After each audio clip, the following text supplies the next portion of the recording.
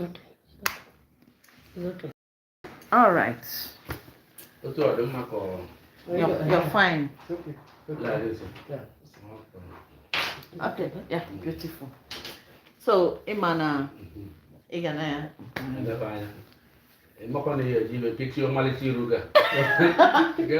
Your life. And when you know whether you go and go already. So now I'll say congratulations, sir, because everybody fought for Abga. Mande Bonda Abga, Manda Bronda Abga. We wanted the best for Anambra, and we've gotten the best. So now that Professor Charles Chukuma Soludo has come for the second time,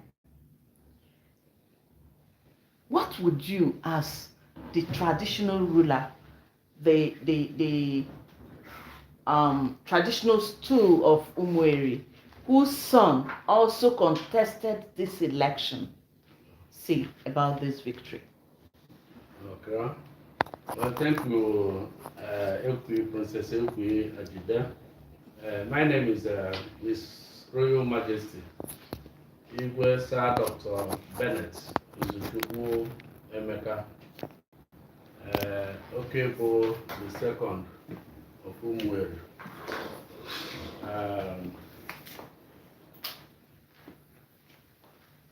I am the traditional ruler of Umueri Kingdom, and I want to say that the election has come and gone. What we are entering now is real governance. How to support the governor to govern Anambra very well. How to support him to curb some insecurity, a little bit of insecurity that is still remaining in Anambra. I will say that in Anambra, we have what is called zoning. And this zoning formula is not created, it's not a creation of Abga Party. It's a creation of leaders of thought in Anambra. All the religious leaders, all the traditional leaders, and all the leaders of thought in Anambra. That was during the time of P2B. They came together and agreed that for peace to reign and for the purpose of equity and justice, that zoning formula has to be applied. And we all agreed. And for the zoning, the rotation started with Anambra North. And I happens to come from Anambra North. And that was what produced Chief Dr. Willie Madabrochukwu Obiano as the governor of Anambra State. And he governed for 8 years. If not for zoning, Anambra North may not have produced governor, at least in a long while.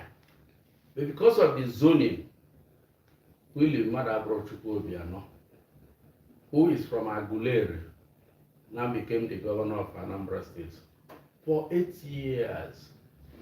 And coming to the zoning formula, when Anambra North finished, it went to south, which is where Soludo came from.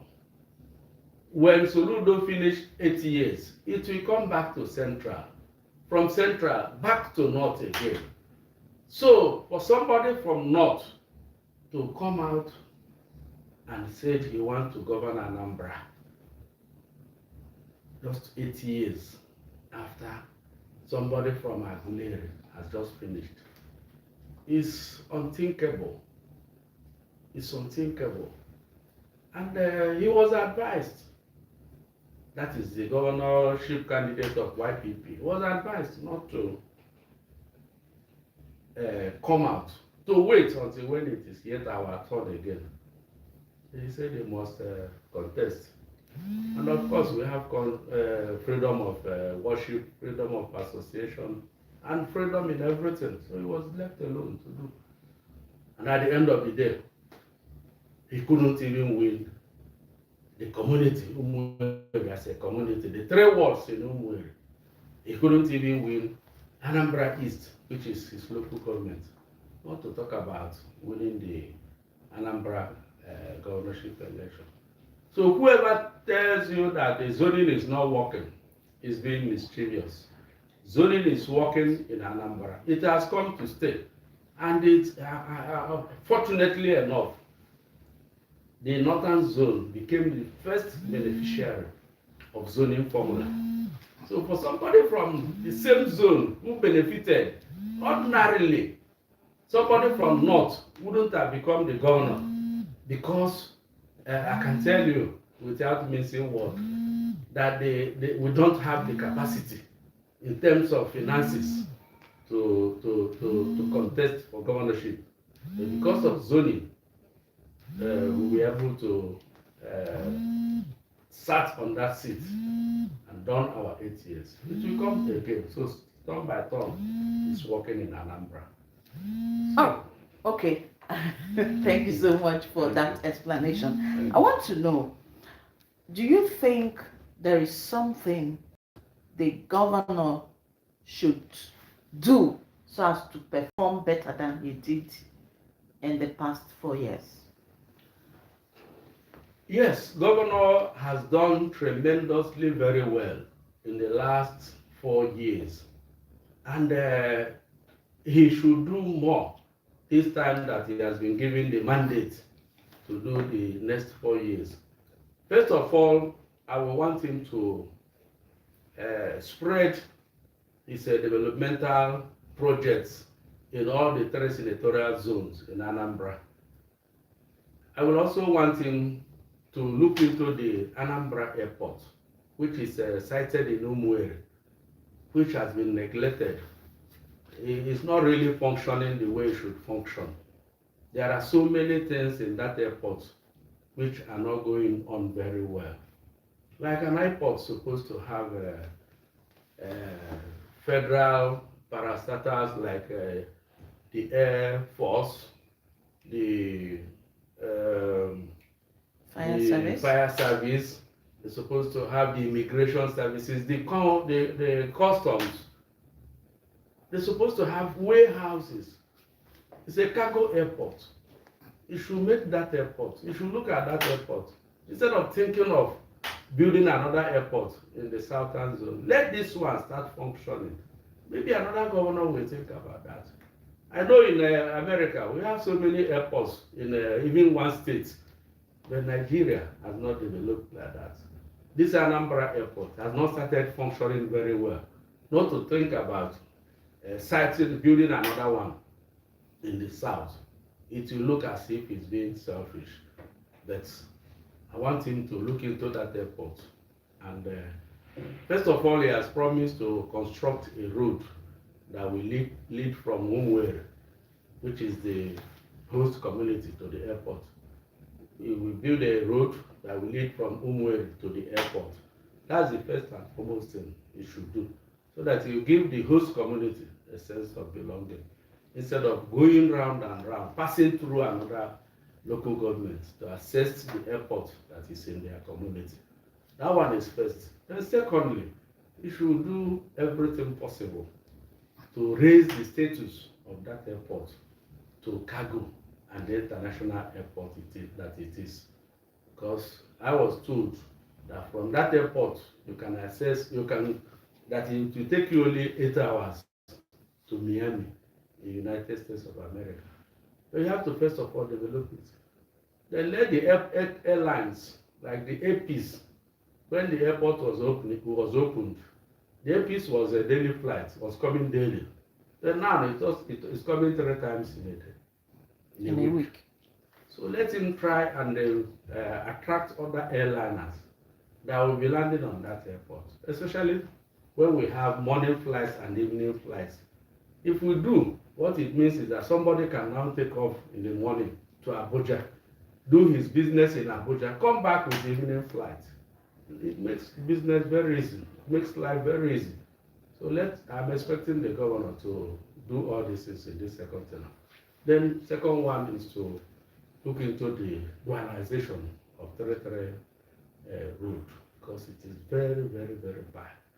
People, though he's doing some palliative work now, but we're looking at doing a major work that will, just as he said, dualizing many roads in the south, let him also dualize that territory road, so that people of that area can also, northern area, can have a sense of belonging.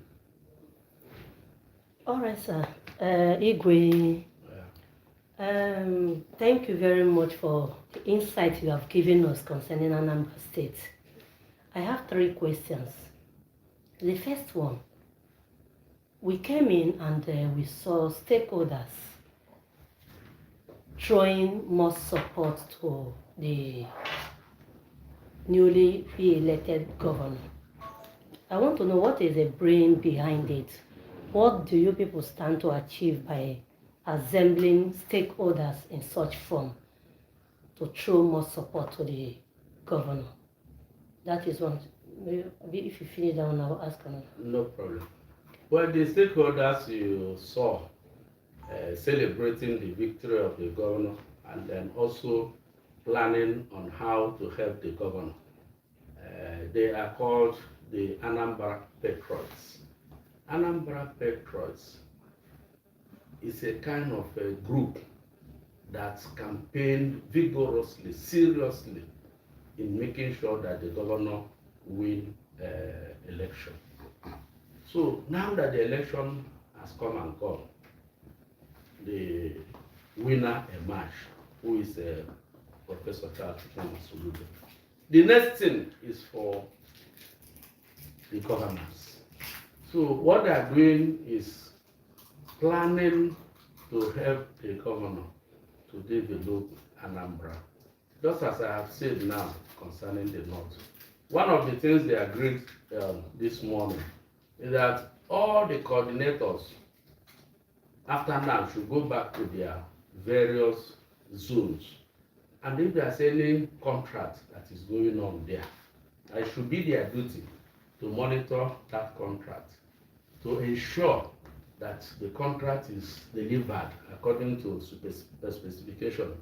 That if there is any way the contractor is not doing very well, they should bring it to the attention of the patrons, who will now know the concerned ministry, the affected ministry, and tell him that this contractor A or B is not doing very well. That is helping the governor in governance, because the governor cannot be everywhere. It is only when people tell him what is happening, that's when he will now understand and action on it through the various ministries that he has. Oh, thank you very much.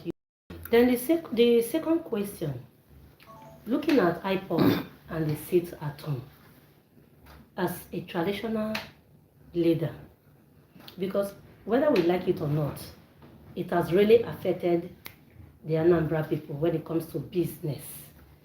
Most times people are scared of coming to Anambra. What can you do going forward with the new administration? Is there any plan to also sit with the governor and ensure that this issue of lockdown come to an end, so that the people of Anambra and all over the world can reclaim the wealth and development of Anambra State? Well, thank you. The IPOB and the sit at home, as far as I'm concerned, is no longer as serious as it was when it started. Like today is Monday. If it were to be before, you won't even be here talking. You won't even see any fly on the road, not to talk about human being. However, they have one thing that they're asking for. What they're asking for is release of their leader, Nnamdi Kanu. So if the President Bola Ahmed Tinubu, I would like to use this media. People have pleaded for the release of that young man. He has not done it, but I'm sure he's going to do it. I'm going to add my voice to the numerous voices that people have pleaded with him to release Nnamdi Kanu. It will help to douse the tension in the southeast. It will help to stop this sit at home. However, like I said, people are tired of the sit at home. People are no more observing it the way they used to observe it. So let him release it and it will come to an end. The governor has the powers to enforce it, but he has enforced it severally and it doesn't work. So what will work is the release of Nnamdi Kanu, and then we move on. Anambra State, Southeast as a whole will be fine. Finally, sir, I'm sorry for taking much of your time. No Then we are talking about zoning of governorship. I want to deviate a little from Anambra. You look at Nigeria today, the North are claiming is their birthright. And it was the emergence of Tinubu that shifted it a bit. And the Igbos are also looking at such zoning that now the West have already taken their position. What can you say, or how do you think Nigeria can actually achieve this zoning when it comes to presidency? Well, anything you are doing and there's no equity and justice, you will never get it right. There would be agitation here and there. Nigeria, the Igbos are feeling marginalized and they are agitating. How can you say that a tribe is zoned like the Southeast has never produced the president of this country? The Hausa has taken their own shot. The Yorubas have taken their own. The next is the Igbos. But the problem started with the PDP, People's Democratic Party, during the 2023 presidential election. They're supposed to zone it to the Southeast, not necessarily zoning it to the South, zoning it to the Southeast.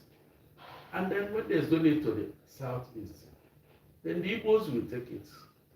And when the Igbos take it, then equity and justice has come in. But if you continue to marginalize the Igbos because of maybe the fourth civil war or whatever, you continue to see agitation from them. Because you cannot beat a child and ask the child not to cry. When you beat a child, you allow the child to cry. Igbos are crying, and I think it is high time they allow them to sit on that seat of presidency, and these agitations will stop. In fact, I was okay. So now let's go to security. The security agencies, they came into Anambra to coordinate the election, and there's this false allegation or false news out there that if you go to Anambra State, they will not allow you to rest. There's IPOB everywhere. The insecurity is still there. In fact, even if you are not from the southeast, if you are a visitor, you will not be able to enjoy your stay. But when visitor came and we came for the election, before, during, and after the election, we can see that what we see outside there, what we hear about Anambra State is opposite of it. We have the security everywhere. In fact, I can say I've been covering election for the past from like I think Mobasanjo time, and look at it now. If I compare the way everywhere is so coordinated, no harassment, no issue of security harassing some set of thugs or something. It was very just like, I don't know, they have like this agreements, like they are on the same page. So everybody just, this is the first election in Nigeria that we have a smooth, credible and fair election. Honestly, no issue of harassment and all that. what do you think the security agencies, especially the Nigeria Police Force, who are in charge of the internal security, what do you think they do? What did they do anything special that others didn't do? All those ones, just tell me about. Well, I can tell you that the people, the police, the army, all the security agencies that came supposedly for this election, they did not do anything extraordinary. But what happened is that, I will give it to His Excellency, Governor Charles Soludo. Governor Charles Soludo, before or during his first tenure, about 8 local governments was unaccessible. You dare not go to campaign there because of IPOB, because of ESN. You dare not. So that the governor,